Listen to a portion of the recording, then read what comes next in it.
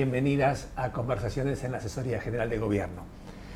El día de hoy vamos a acercarnos a una cuestión bastante compleja, a la salud pública, concepto que puede ser muy simple y para algunos hasta malo, pero parecería ser que es lo esencial de un Estado, sobre todo democrático.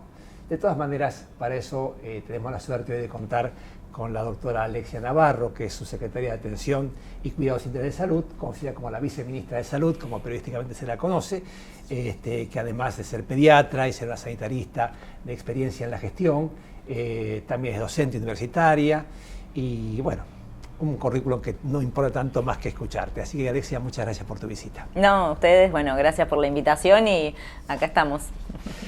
Mira, yo recién salud pública porque bueno, es una diferencia, ¿no? De Carrillo para acá por lo menos, la salud pública parece que es la salud.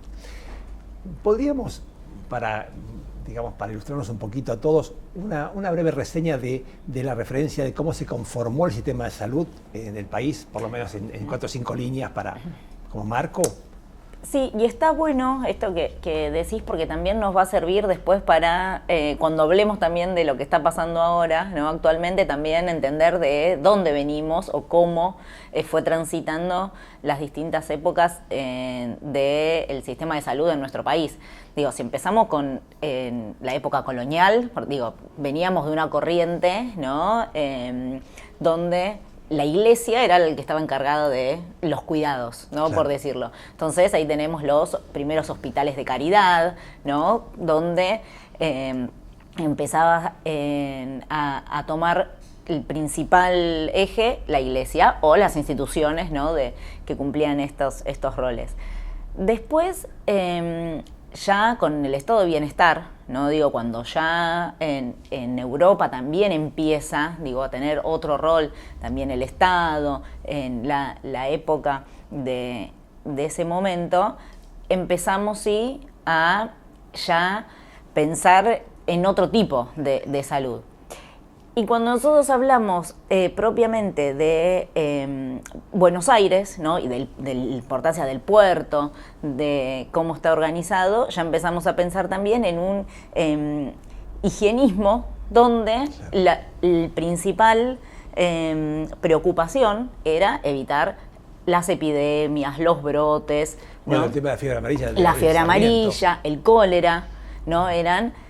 Lo principal era eso, empezar a no garantizar la salud, pero más que nada asociados a motivos económicos, ¿no? A los viajes en barco, ¿no? Y ahí empiezan a cambiar un poco ya el paradigma. Cuando efectivamente en el siglo XX, ¿no? Con la presidencia de Perón, ahí recién aparece la figura de un Ministerio de Salud, ¿no? Recién ahí empieza a ponerse en la figura de Ramón Carrillo, ¿no? Que fue el primer ministro. El negro. El concepto de prevención, principalmente, ¿no? En la importancia de la vacunación, la importancia de los hospitales, pero todo a cargo del Estado. Recordemos también que Ramón Carrillo era un médico militar de la escuela, neurocirujano, donde también era todo, también posguerra. Entonces... Claro, ahí aparece un poco tal vez el concepto de estadística, de empezar a ver los grandes números para empezar a planificar, ¿no? Y ahí empezamos a ver dónde surge el rol del Estado en la construcción de hospitales. Ahí empiezan los primeros hospitales nacionales, ¿no? Y que acá en la provincia de Buenos Aires tenemos los principales hospitales, fueron de esa época. Y sobre todo, pensar también en los determinantes de los procesos salud, enfermedad, cuidados, ¿no? Claro. En otros determinantes sociales, como la alimentación, la pobreza, el contagio de las enfermedades, las condiciones ambientales, las condiciones de vivienda, ¿no? Entonces todo eso empieza también a tomar relevancia y también lo que aparece son las primeras campañas de vacunación. las primeras campañas también de salud escolar, por ejemplo. Claro, la información, los boletines de vacunación. Las actualizaciones, epidemiológicas, ¿no? La importancia del lavado de manos, el agua potable, ¿no? Distintas estrategias que empiezan a florecer o empezar a poner en importancia a nivel central y sobre todo en manos del Estado, ¿no? Que ahora... Sí, garantizar el agua potable, las cloacas. Carrillo era obsesivo de eso. No puede haber salud si no hay agua potable. Entonces ahí es donde empieza, y es la primera... el primer hito importante en nuestro país, ¿no? Sobre la importancia de esto, de la prevención, de la promoción de la salud, de los cuidados y sobre todo de las condiciones socioambientales, ¿no? Que antes era esto, era esporádico y era asociado a viajes, a la actividad económica, y empieza ahora a ponerse en agenda el rol del Estado. También, en esta época, pero ya más llegado a los 55, empezamos con cuando empieza a organizarse el sistema de salud con la aparición de las obras sociales sindicales. Claro. Ahí empezamos también ahora a sumar otro actor más en el campo de la salud, que son las obras sociales, ¿no? Y empieza ahora a configurarse también distinto la organización del sistema de salud. Y eso ahora ese tema que parece bastante complejo, porque con el paso de los años se van superponiendo capas y no siempre se articulan de la mejor manera. Vos decías, una primera etapa donde aparece el Estado advirtiendo la necesidad básicamente de planificar, de educar, de prevenir, organizar el concepto de higienismo en general. Perfecto. Pasa el tiempo, aparecen los sindicatos y coadyuvan con obras sociales. Perfecto. Después, si seguimos, aparecen los 90 el concepto de seguro de salud, los prestadores, los gerenciadores, y esto empieza a hacerse más complejo. Ahora, en esa masa de recursos, independiente del financiamiento que pone el Estado, ya iremos a ese punto, ¿qué tan articulado o qué tan necesariamente habría que articularlos más o menos? Y mira, y aparte de todo, sumarle en el medio una dictadura militar donde también se pierde esta regulación, de los distintos efectores de salud por parte del Estado, ¿no? Porque en un primer momento, cuando se plantea, ¿no?, el surgimiento de las obras sociales financiadas por el obrero, por un lado, y el patrón por el otro, ¿no?, que financian el sistema de salud, que es un sistema de salud solidario. Todos aportan un porcentaje del sueldo, ¿no? Los que más cobran y los que menos cobran aportan un determinado porcentaje. No se puede elegir, tener un plan, yo tengo un cargo directivo, aporto más, entonces quiero mejor atención. Esto lo que hace es garantiza, ¿no?, una prestación o una atención para todos y todas los trabajadores y trabajadoras. Estándares mínimos. Estándares de atención, ¿no? Cuando ya empieza con la aparición de la medicina privada, ¿no?, de las prepagas, y en los 90, donde empieza fuertemente esta idea de regulación, de desregulación, ¿no?, con esto de poder derivar aportes, de poder elegir, ¿no?, esta falsa idea de elegir también, los que más aportan, los sueldos más altos son los que se traspasan sus recursos a la medicina prepaga o privada, ¿no? Entonces, claro, las obras sociales empiezan a ser más desfinanciadas porque, lo que pasa es que disminuyen los aportes, se transfieren los recursos y por eso el sistema de obras sociales funciona dentro de un esquema solidario de aporte, porque el que es sano aporta igual que el enfermo, el que es joven aporta igual que el adulto mayor, ¿no? Y por eso se va complementando. Por eso funciona. En el momento que esto deja de ser así y aparece este factor de la desregulación, de poder cada uno dirigir los aportes, ¿no?, a donde le parezca, claro, ya empieza digo, haber más brecha entre las distintas atenciones. Y atados al poder adquisitivo. Ahora empieza a jugar este factor que cuando hay una regulación, esto no pasa, ¿no? Digo, se garantizan las mismas reglas para todos. Y hay un tema que, esto del concepto de solidaridad, me parece que por ahí merecería algún tipo de vuelta, porque suele decirse con cierta banalidad, pensar que esto es una cuestión, y me refiero a lo que decías antes, de la caridad. Bueno, démosle al pobre que no tiene, entonces parece que el rico, la ropita que le sobra o la cuesta puede hacer.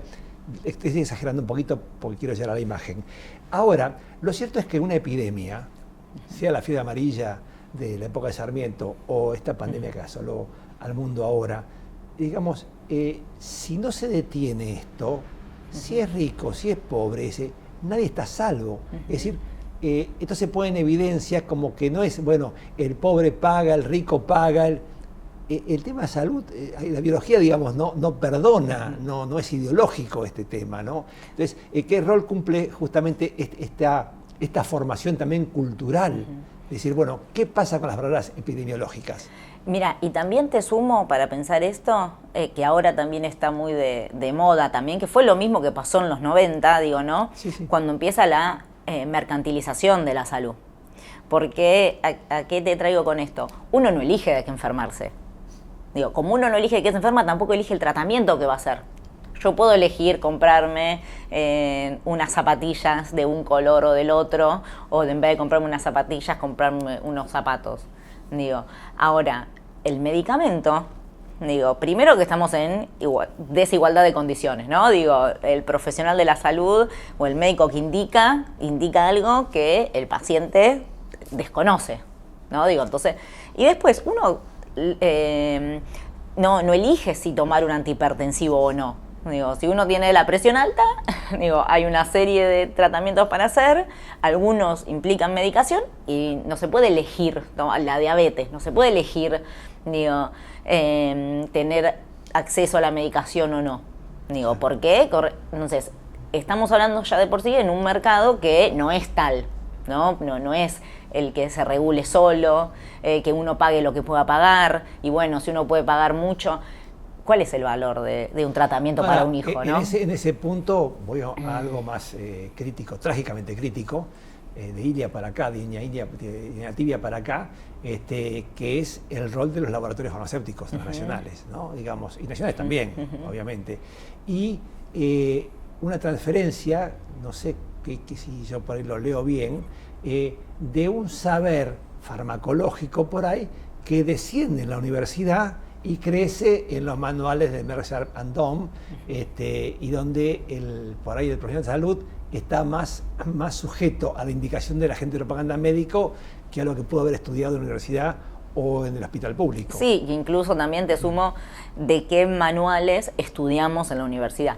No digo, aparte también, ¿no? Estoy estudiando epidemiología de nuestro país, de América Latina, o estoy estudiando epidemiología del hemisferio norte. Digo, bueno, incluso también, ¿no? Digo, ese colonialismo cultural que padecemos y que va a seguir, es complicado. Y por eso es tan importante, con esto que vos decías sobre la propaganda, ¿no? Digo, tanto para el profesional o el médico que indica en el proceso de formación, como las publicidades también, digo, para la gente, ¿no? Digo, ahora también estamos viendo de vuelta, ¿no? Esto de los medicamentos de venta libre, ¿no? O las propagandas de tomate tal sí, analgésico, digo, desde que... el anti-age hasta el complejo vitamínico que esos... que te aumenta la energía, que te dan... Sí, claro. Entonces, digo, todo eso también juega en contra, digo, y se está creando una falsa sensación de necesidad, digo, de demanda de determinados productos que incluso en exceso, digo, claro, la no indicación médica no es lo mismo, ¿no? Es comprensible que el capitalismo se maneje por la rentabilidad empresaria. Ahora, eso traducido a la salud es trágico. Sí, es muy, muy peligroso. Otro de los ejemplos, cuando nombraste la pandemia también, ¿no? Digo que ahí claramente se muestra el rol y la importancia del Estado, que después también para hablar un poquito especialmente de eso, no sé si te acordás que en un momento surgió como un mínimo intento de decir, yo tengo plata, me compro mi respirador, ¿no? Sí. Que eso, digo, para todos los trabajadores de salud, digo, sabemos que es algo, digo, irrisorio, ¿no? Digo, yo me compro el respirador. ¿Y qué hago con un respirador en mi casa? ¿Quién me atiende? ¿Quién me atiende? ¿Dónde lo conecto? Necesito, digo, instalaciones médicas para que eso funcione. Perdón, no es que lo enchufo y funciona. Una cosa que también se desparramó, me parece, exponencialmente, fueron los oxímetros. Todo el mundo dice, ¿no te compraste? No sé. Pero había gente como te compraste el repelente de mosquito. Claro, como el alcohol en gel. Bueno, pero el respirador, claro. Y ahí fue el Estado donde tuvo, ¿no?, que ponerse encima de eso, ordenar y hasta incluso redireccionar la venta de los respiradores para que queden todas en manos del Estado y el Estado sea quien distribuya, digo, los respiradores según la necesidad, los requerimientos, ¿no? Digo, bueno, con el oxígeno no pasa lo mismo.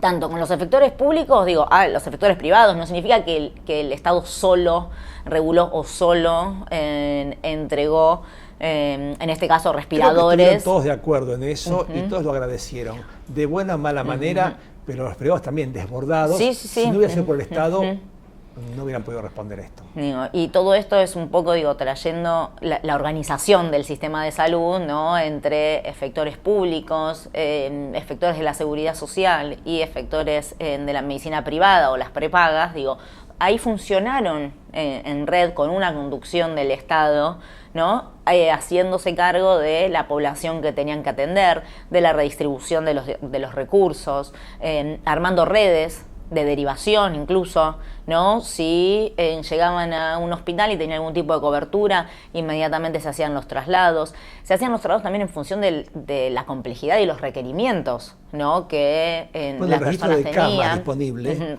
El registro de camas tenía también acá en la provincia de Buenos Aires no solo la disponibilidad en tiempo real de las camas del sector público, sino también del sector privado. Porque el objetivo era que a nadie le falte una cama, digo, que fue lo que efectivamente, por suerte, digo, se pudo garantizar en la provincia de Buenos Aires, que sabemos que en el resto del mundo no pasó, y eso es por la importancia de la regulación del Estado, ¿no?, de un gobernador y de un Ministerio de Salud que pueda ser rector en todo esto. Claro, que ayude a administrar esto de manera más eficiente, no para imponer algo, sino para... Al respecto, en esta locura, que algunos llaman batalla cultural, me parece que le queda grande el tema, que las provincias se hagan cargo. Es decir, como si fuera un tema, primero, de alguna manera engañoso, porque los recursos de cada lugar situado concreto real, todo se administra en la nación y eso vuelve mal a todos. Ahora, además de ese tema financiero, esto encubre a un punto de... Bueno, ¿qué criterios sanitarios hay que aplicar? ¿Quién los va a decidir? Bueno, mira, digo, y esto también, digo, ya en los 90, cuando con la federalización del sistema de salud, es donde todos estos hospitales nacionales, ¿no?, que se habían hecho con Ramón Carrillo, digo, que como habíamos empezado la charla, ¿no?, terminaron de traspasarse a las provincias, a las distintas jurisdicciones, ¿no? Primero con la dictadura, sabemos que se empezaron a dejar de ser ya responsabilidad nacional para empezar a ser responsabilidad de las jurisdicciones. En los 90 esto terminó de suceder, ¿no?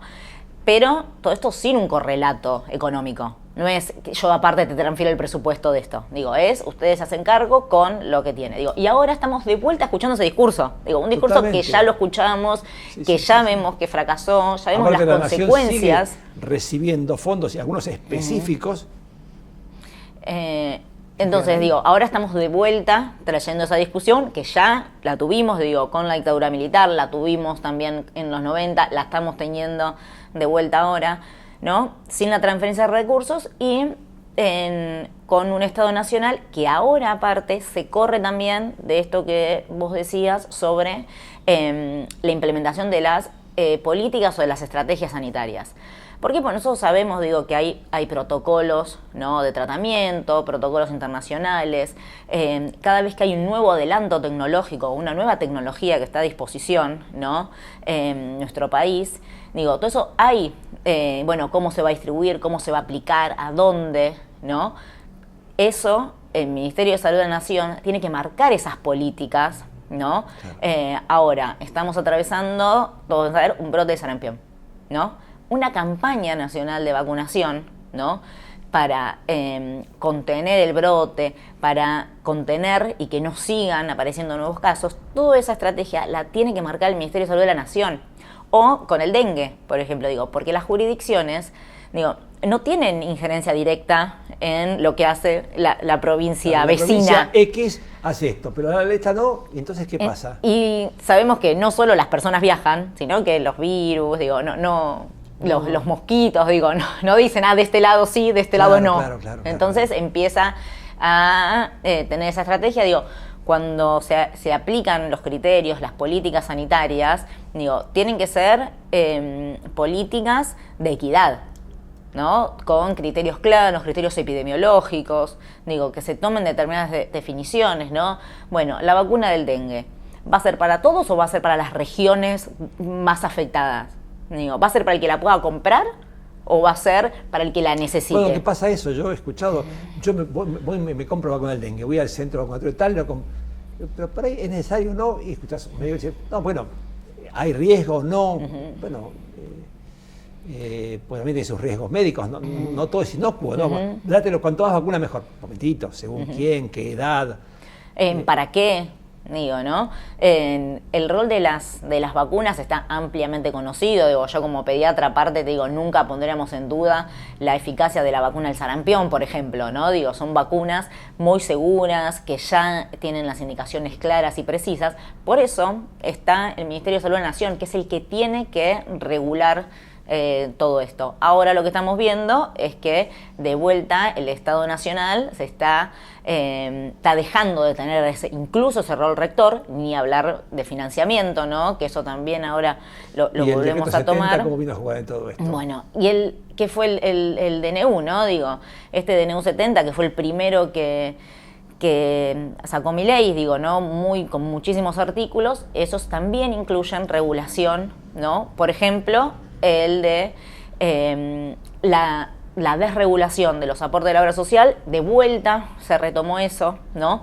Con que cada uno pueda transferir ahora ya el 100% de sus aportes a una prepaga, ¿no? De vuelta haciendo una redistribución de los recursos que no tiene un sustento atrás de gestión, claro, ¿no? Y la desregulación de que cada uno ponga el precio, ¿no? Recordemos que digo, el rol del Estado en regular también los aumentos de las prepagas, los aumentos, digo, todo eso era una herramienta que tenía también el Estado Nacional justamente para garantizar el acceso a la salud, ¿no? Y no el que lo regule el mercado. Claro. No, porque independientemente de cualquier consideración ideológica o incluso humana, hay obligaciones legales. La Constitución lo marca con mucha contundencia, y ni que hablar de los pactos internacionales. El Protocolo de San Salvador, por ejemplo, que habla de la vivienda digna, del nivel estándar mínimo de salud. Eso están en vigencia, la Argentina es parte de esto, o sea que aún más allá de la consideración humana y biológica, hay una versión jurídica concreta exigible. A mí esto me venía a cuento de una pata muy importante en todo esto, que vos vas a saberme ilustrar mejor.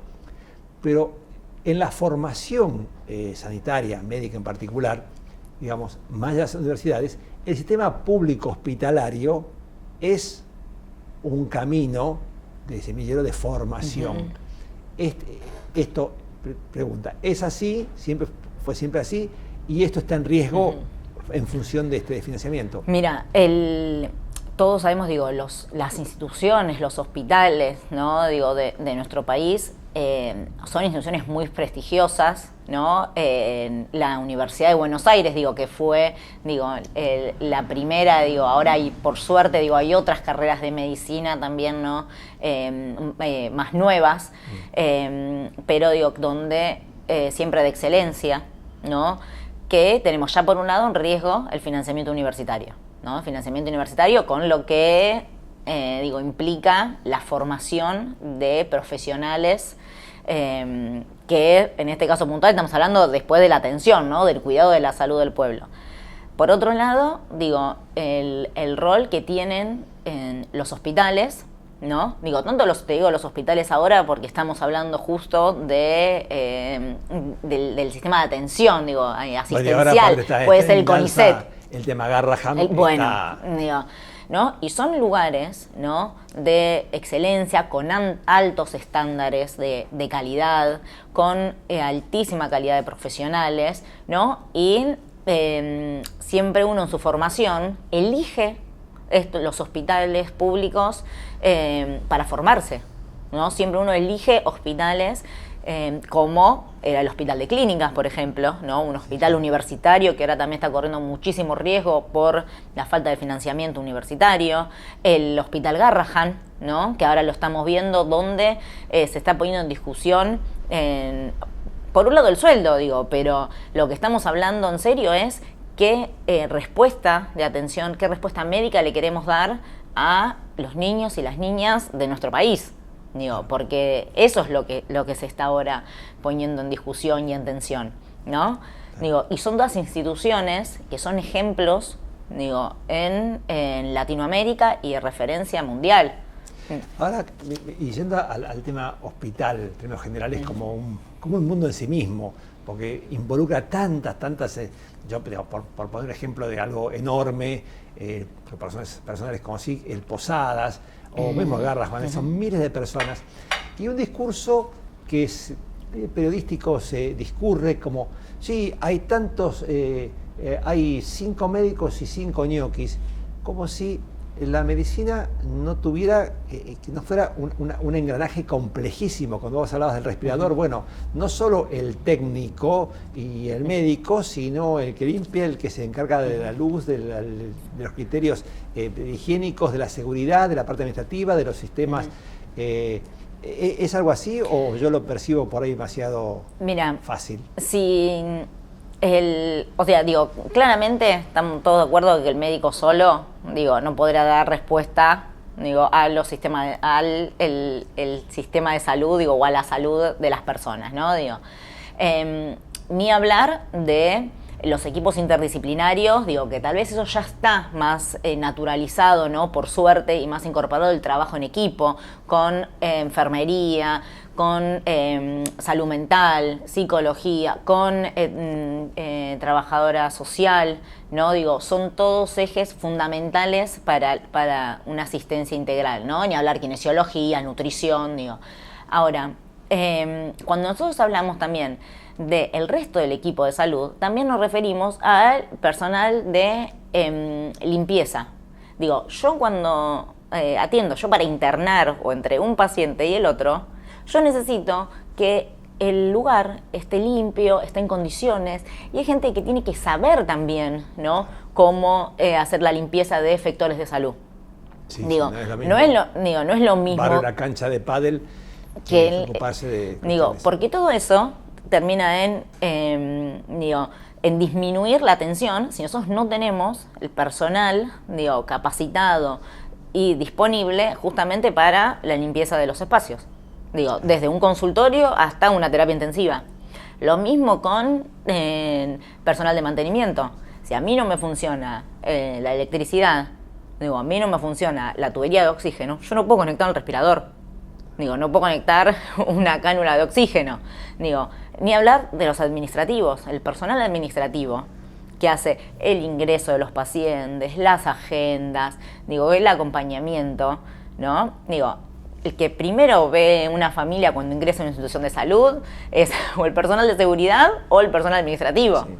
Digo, que además, un tema que vos sabrás corregirme, pero independientemente de la persona que va a ser la llamada paciente, quien va a ser tratado por algo, el entorno familiar, que no siempre tiene la mejor información, que además sufre la angustia de la incertidumbre propia de cualquier acompañante, es decir, también o falta de formación o por edad avanzada, y digamos, el trámite no es dos puntitos. Entonces hay un tiempo que choca con lo que algún burócrata estúpido, agrego estúpido porque burócrata me parece una buena palabra, pero le agrego esta adjetivación, en una planilla dice, bueno, internar a una persona son 3 minutos, así que son 5, son 15, sobran 5.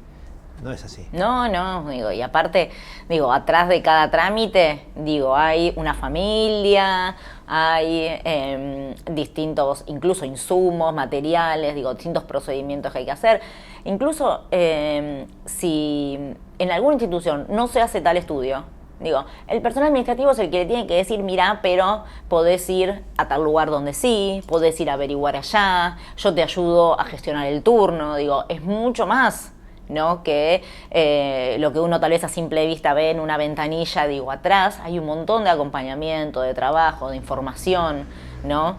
Que tienen todos los trabajadores del sistema de salud que hace que funcione, ¿no? Digo, y todo lo que falta todavía, ¿no? Hay muchísimos pasos más para dar, hay que seguir capacitándose, seguir formándonos, digo, y todo esto, ¿no? Viene, digo, son excusas, ¿no? Son excusas que se ponen para justamente justificarse la baja de los salarios, justificarse, ¿no? El desfinanciamiento del sistema de salud y ahora poniendo en duda una institución como el Garrahan. Y en tiempos de TikTok dice, bueno, escúchame, que lo pague. Ahora yo pensaba, yo voy en la ruta X en la provincia de Buenos Aires, son 303.000 kilómetros cuadrados más o menos que tiene, y tengo la desgracia de un siniestro vial. Está Clínica Los Arcos ahí, está el Hospital Británico, en la provincia está prohibido que vayan. Mira, eso en cualquier lado, digo, el sistema de emergencias es, primero de todo, o municipal o provincial, digo, es estatal, digo, es público 100%, la ambulancia, donde estés. Digo, estás acá en La Plata, estás en la ciudad de Buenos Aires o estás en la Patagonia y la primera asistencia siempre va a ser del Estado. Digo, después vemos si tenés algún tipo de cobertura, si hay que trasladar a algún lado, digo, pero la primera respuesta siempre va a ser del Estado. Ahora, como vos decías, también está libertad de abrir una clínica privada. Digo, acá no hay ninguna reglamentación ni ninguna prohibición. O sea, la provincia no tiene prohibido que del gobernador en donde quieras. Digo, ahora hay casi 80 municipios que el único efector es el efector público, ya sean hospitales municipales u hospitales provinciales. Solamente efectores, digo, por más de que uno tenga una prepaga, que pagues $1 millón o quiera por yo semana. ir y pagar, o ir y pagar una consulta privada, no puedo. O sea, no puedo porque no está el prestador privado. Digo, por eso es tan importante el rol del Estado. ¿Qué hacemos? Bueno, el que no quiere instalarse, que no se instale, no se abren efectores de salud y dejamos a todo un municipio sin salud. Es la libertad. Claro, la libertad. Digo, y que elijan. Entonces, digo, ahí es donde es tan importante, digo, y queda tan en evidencia, ¿no? Cuál es el rol del Estado. Ahora yo, históricamente, me acuerdo cuando estaba Humanos en la UBA, y esa discusión que había entre los derechos civiles y políticos y económicos y culturales por el otro lado, siempre había una idea dice, bueno, lo que pasa es que esto cuesta dinero y esto no. Un momentito, porque un sistema judicial, para garantizar el tema contractual, lo de propiedad, que no cuestiono, no cuesta mucho dinero. Y los bomberos, tampoco son rentables. Y la escuela tampoco, entonces hay que cerrar los bomberos, cerrar los cosas, el Poder Judicial por supuesto también. Entonces, digamos, no es que una cosa cuesta dinero y otra cosa, todo cuesta dinero. Y el Estado tiene un sentido de hacer estas cosas, después verá cómo las hace. Pero esto me remitía a esto de, bueno, estoy en la provincia, o en esta o en cualquier otra, tengo un accidente, ¿quién va a venir? Claro, o sea, por más que tenga todo el dinero del mundo.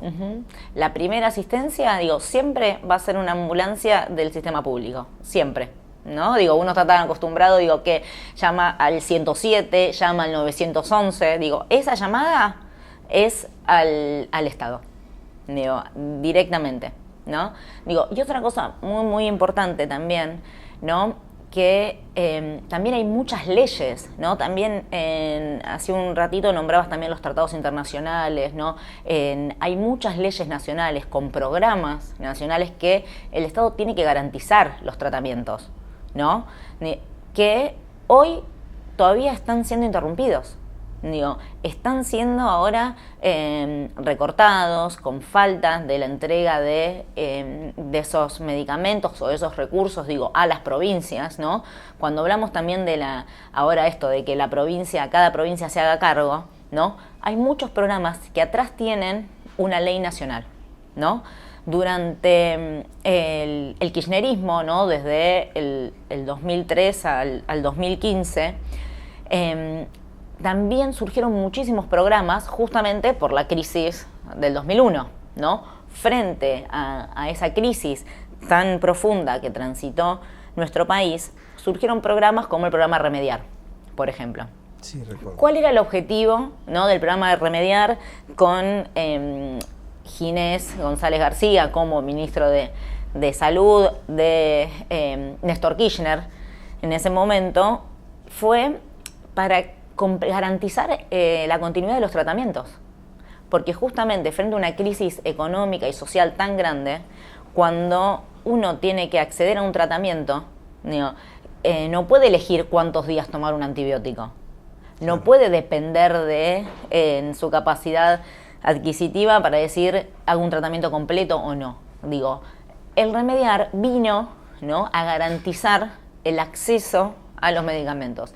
¿Y en dónde se entregaban? En las salitas, claro. En los centros de salud cerca de las casas, ¿no? Donde si uno tiene que llevar a su hijo con fiebre, sabía que se iban del centro de salud con el antitérmico necesario, ¿no? Es decir, para traducirlo de alguna manera, los programas y las leyes que los sustentan no son solamente, o no pueden ser tachados como, bueno, caprichos o propaganda, sino son respuestas a problemas que existen para el pobre y para el rico, para la persona humana que corresponde. Digamos, este es el punto, ¿no? Y el principal objetivo de eso era garantizar en los tratamientos, ¿no? Garantizar la continuidad de los cuidados. ¿Qué pasó? Empezaron a desfinanciarse. Digo, programas tan importantes, ¿no? en ese momento y que son tan necesarios, digo, y ahora en este momento de crisis de vuelta está tomando tanta importancia, ¿no? Digo, todos sabemos el lugar que ocupa el gasto de medicamentos. En la abundancia está todo bien, el tema es la escasez. En lo que implica el gasto de medicamentos para un jubilado, por ejemplo, ¿no? Sí. Para todos, para una familia, digo. Nosotros estamos viendo hoy en día personas que están eligiendo qué tratamiento hacer. Sí, claro. Con los recortes de PAMI, por ejemplo, ¿no? Digo, que ya ahora no cuentan con una cobertura de medicamentos al 100%, como sí la teníamos hasta hace un año. Digo, lo que está pasando es que se está eligiendo, bueno, tomo la pastilla día de por medio, o elijo qué medicamento tomar. Como de vuelta estamos, como empezamos la charla, en que nadie puede elegir, digo, ¿cuál es más importante? ¿El medicamento de la presión o el medicamento de la arritmia? ¿El medicamento de la presión o el medicamento de la diabetes? Digo, siguen poniéndose en tensión, ¿no? La salud, el acceso, en este caso, a los medicamentos. Digo, que eran programas que estaban muy instalados con muchísima legitimidad, digo, que nadie pone en duda, ¿no? Qué se hacía con esos medicamentos, trazables, digo, no estamos hablando de cualquier producto, ¿no? Y ahora empezamos durante el gobierno de Mauricio Macri hubo una baja en la cobertura de medicamentos y ahora seguimos cada vez menos medicamentos y menos botiquines entregados, ¿no? a los centros de salud. Para redondear una cosa final, si recién hablabas de Plan Remediar, un ejemplo, digamos, muy paradigmático de esos años, y de la trazabilidad, es decir, del control que hay de todo eso, porque, digo, me parece interesante remarcarlo porque también se echa a rodar la idea de que, bueno, que hay corrupción, de que estaban 20 días y encontré un señor que estaba vendiendo en Mercado Libre, que podrá ser, digamos, pero, digamos, sobre la trazabilidad, ¿existe, es real? Sí, estamos hablando de medicación, de medicamentos, ¿no? Digo, que incluso el problema empieza a ver cuando empieza a aparecer, mejor dicho, cuando se empiezan a agrandar la lista de medicamentos de venta libre o el vender medicamentos fuera de las farmacias. Claro. Digo, ahí tenemos el problema. Digo, si tenemos alguna duda sobre a dónde llegan los medicamentos del Remediar, existen la documentación y la trazabilidad para que eso suceda. Claro. Digo, el Estado tiene las herramientas para... La mejor manera para hacer control es liberarlo. Entonces, claro, digo, y con esto de la libertad de elegir, entonces medicamentos de venta libre, digo, lo que hace es que la obra social o la prepaga ya no te cubra el porcentaje de descuento que había. Sí, claro. Digo, escondidos con la libertad, el omeprazol de venta libre. Sí, ya pasó ayer con el Pantus, a mí. Bueno, entonces... 2 meses, no sé, no más. Bueno. No funciona, ¿por qué? Porque es de venta libre. Y lo único que pasó, no es que uno lo toma porque quiere. Digo, si podríamos no tomar un protector gástrico, digo, no tomar una pastilla... económica no es para el paciente. No es para el paciente, claro. Entonces, ahí es donde pasa, digo, ahí después vemos la libertad para quién es, ¿no? Digo, cuando... Y hay otros programas, ¿no? Digo, con el macrismo también vimos lo que pasó con el programa Cunita, por ejemplo. Claro. Digo, que también procesamientos mediante, después afortunadamente se estableció, pero también, digo, era una política, ¿no? Destinada a las personas gestantes para hacer los controles del embarazo, ¿no? Y el control del recién nacido, disminuir la muerte por colecho, las enfermedades prevenibles durante el embarazo, ¿no? Con el kit para un sueño seguro. Digo, también se judicializó, se dio de baja toda una política sanitaria, ¿no? Donde lo que garantizaba es el control del embarazo y el nacimiento en instituciones seguras, en maternidades seguras con estándares de calidad, ¿no? También puesta en duda, fue una política que se lanzó con Cristina Fernández de Kirchner y que fue dada de baja, judicializada, mientras no duró todo ese proceso, fue un programa suspendido, donde lo que garantizaba era la seguridad. Sí, todo suspendido. Y ahora está funcionando actualmente en la provincia de Buenos Aires, con el Cunita bonaerense, pero, digo, lo que pasó fue que las personas, las mujeres embarazadas que nacían, que tenían sus hijos en las maternidades seguras, dejaron de tener el kit, el derecho, digo, a un control seguro, a las distintas herramientas que se entregaban, ¿no? Que era ropita, por ejemplo. Claro. Y bueno, finalmente, para ir redondeando esta charla que daría para mucho, da para mucho sin duda, ¿qué podrías decir del rol de la provincia de Buenos Aires, ahora que estamos aquí ya situados en este aquelarre? Mira, con todos los recortes, porque ahora hicimos referencia tal vez a los recortes de salud, ¿no? Digo, todo el recorte de la coparticipación, de los fondos de incentivo docente, de seguridad, ¿no? Digo, los recortes que sufrió en salud la provincia de Buenos Aires,